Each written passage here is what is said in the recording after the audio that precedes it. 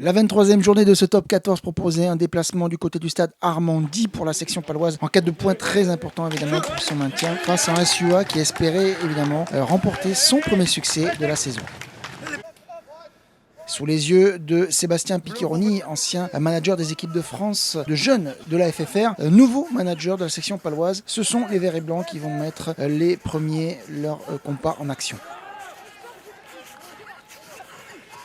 Tagui Valou va être servi sur l'aile gauche, il va servir intérieur à Aminassi Tuimaba qui va naviguer dans les mètres 2 et se jouer plusieurs défenseurs pour aller marquer le premier essai de cette rencontre. Le tout va rapidement intervenir pour les Palois qui vont dérouler Thibaut Domagna et Elton Yantis, le champion du monde sud-africain, pour son premier match à l'ouverture. Ce dernier va servir auprès Charlie Mallier, le futur ex-Biterrois, qui va marquer ce deuxième essai. Et tout de suite, la section paloise est bien entrée dans ce match. 2 essais à rien. Et bientôt le troisième avec encore une très bonne intervention de Tagui Valou. Pinto est au relais, il navigue lui aussi dans les mètres de mètres. Il va resservir intérieur son demi de mêlée, Thibaut Domagna, qui va marquer déjà le bonus offensif virtuel. 3 essais à rien.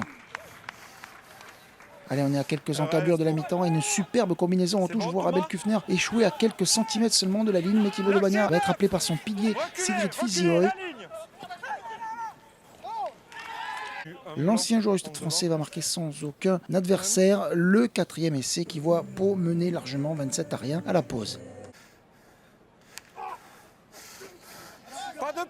Sous les directives de l'arbitre, M. Vincent Blasco-Baquet, on va jouer plusieurs pénaltouches au pré. Et Lucaré, le talonneur et capitaine des Pyrénéens, va marquer un nouvel essai. Décidément, il n'y a qu'une équipe sur le terrain et Pau mène 32 à rien.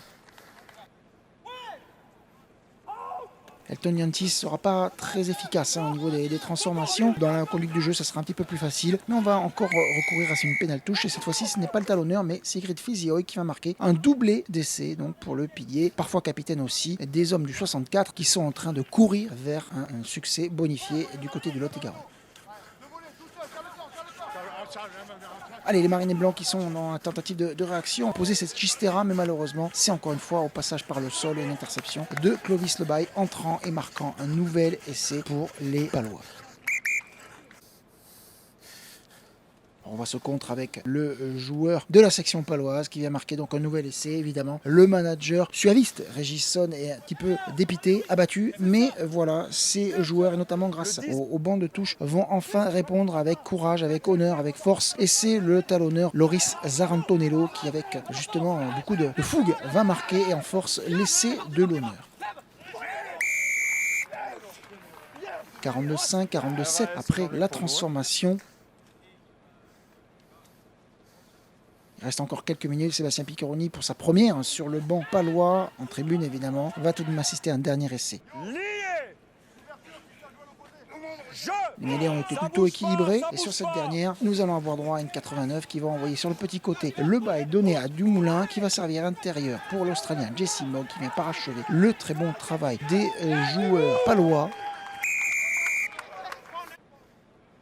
Les Béarnais s'imposent donc 47-7 au final, bonus offensif dans l'escarcelle, très bonne opération évidemment, puisqu'ils vont même abandonner au classement la place de barragiste à leurs adversaires qui ont perdu à domicile. Première plutôt réussie pour Elton Yantis qui sera un petit peu chambré à la fin du match et du coup succès bonifié pour la section paloise 47-7.